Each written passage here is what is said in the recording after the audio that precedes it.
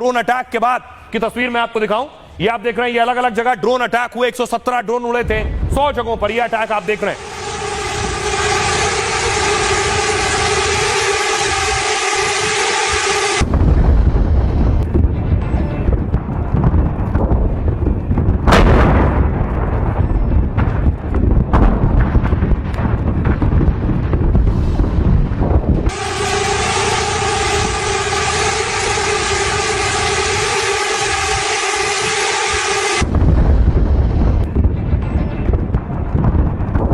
और एयरबेस पर हमले के बाद देखिए जरा हाल, 5 एयरबेस पर ज़ेलेंस्की ने अटैक किया।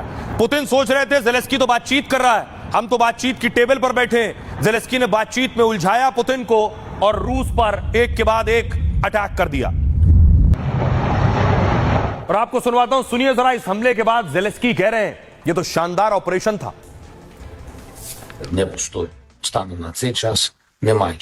ये एक शानदार ऑपरेशन किया गया। 117 ड्रोन से रूस पर हमला किया।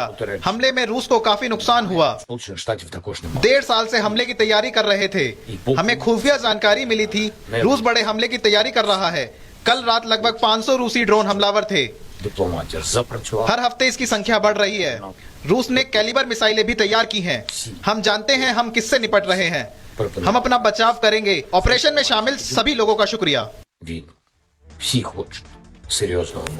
अब सोचिए जरा, कंटेनर में ड्रोन भेजे हैं ज़ेलेंस्की ने रूस के अंदर, सारे कंटेनर रोक लिए गए।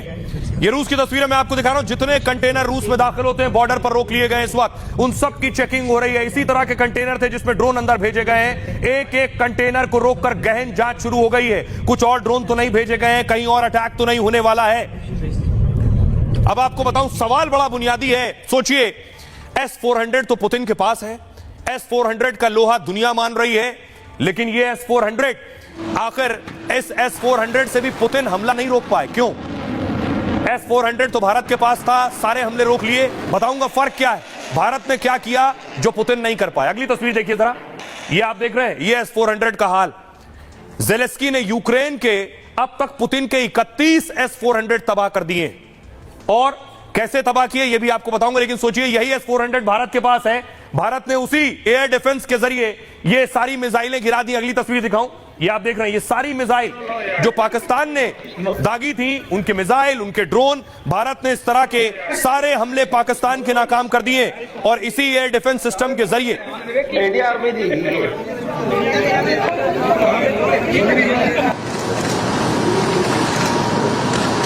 अब सोचिए जरा कि पुतिन क्या नहीं कर पाए जो भारत ने कर दिखाया है। अब मैं आपको बताऊं क्या किया है भारत ने वो किया जो पुतिन नहीं कर सके।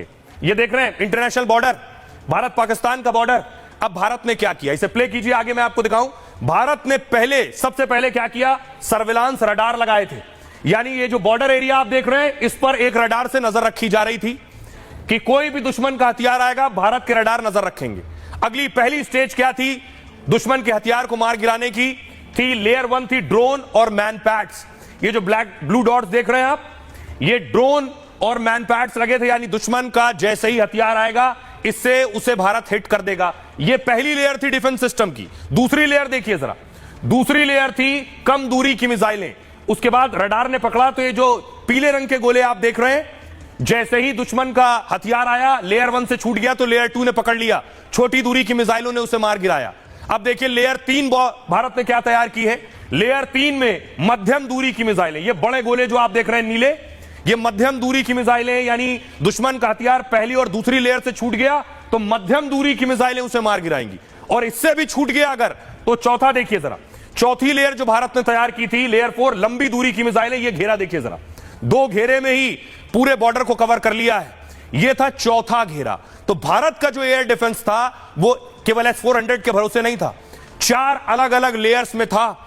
और इसमें कौन कौन था ये आपको बताऊं, डिफेंस सिस्टम भारत का कैसे काम कर रहा था। इसमें कौन कौन सी चीजें लगाई गई थी, न सिर्फ S-400 बल्कि आकाश भी लगी हुई थी, बराग भी लगाया गया था। और यही वजह है कि पुतिन पर जो हमले हुए वो नहीं रोक सके, और भारतीय सेना ने जो तैयारी की थी उन हमलों को रोक सकी।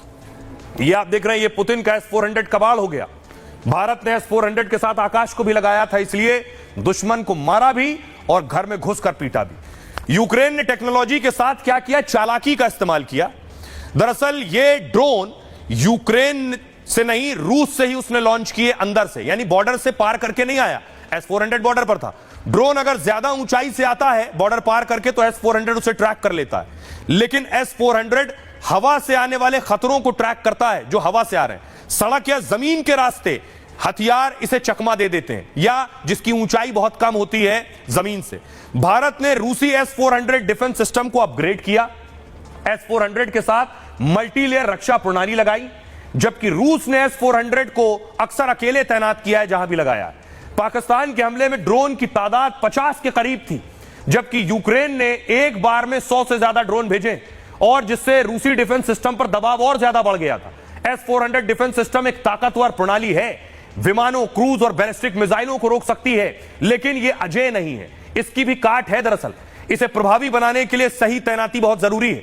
पाक के ड्रोन अटैक के दौरान जैसा भारत ने किया, यूक्रेन ने रूस की कमजोरियों का फायदा उठाया।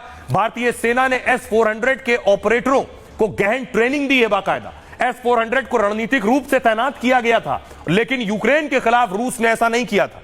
भारत केवल S-400 पर ही निर्भर नहीं था, स्वदेशी आकाश एयर डिफेंस सिस्टम का भी भारत ने इस्तेमाल किया है। आकाश 100% सटीकता के साथ अटैक करता है।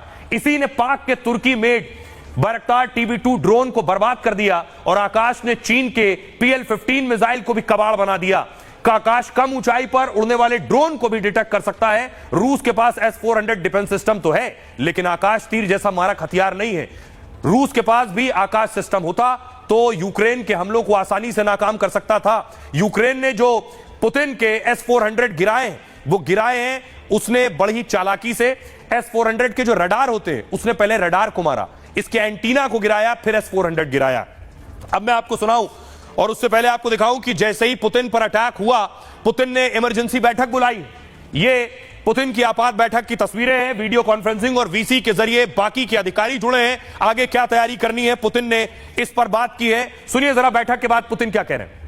Байконур – это один из ярких символов российско-казахстанского हमारी अपनी सुरक्षा संबंधी कुछ मान्यताएं между हैं। нашими государствами इसमें स्पष्ट तौर पर उल्लेख है कि परमाणु हथियारों का कब और किस परिस्थिति में इस्तेमाल किया जाना है। जब भी देश के अस्तित्व पर संकट आएगा, हम निश्चित रूप से परमाणु हथियारों का उपयोग कर सकते हैं, और जरूर करेंगे। работают на повышение международного престижа. अब सोचिए जरा, मैं आपको दिखाऊं, रूस ने इस हमले के बाद यूक्रेन पर अटैक किया है और अपने सबसे ताकतवर मिसाइल से अटैक किया है। फिर से प्ले कीजिए इसे, ये तस्वीर मैं आपको दिखा रहा हूं। इस्कंदर मिसाइल निकल रही है और इस्कंदर से पलटवार किया है। ये मिसाइल निकली और जाकर सीधे यूक्रेन में गिरी है।